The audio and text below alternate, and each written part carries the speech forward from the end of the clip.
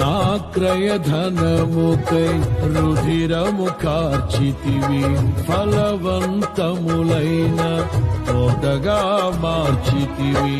ఫలితము కొరకైన శోధన కలిగినను ప్రతిఫలముగ నాకు ఘనతను నియమించి, ఆశ్చర్యకరమైన ఆదరణ కలిగిల్చి, అన్ని వేళలయందు ఆశ్రయమైనావు.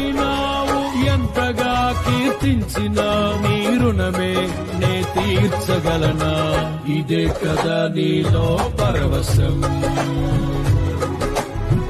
మరువలేని తీయని జ్ఞాపకం. నూతనమైన కృపా, నవనూతనమైన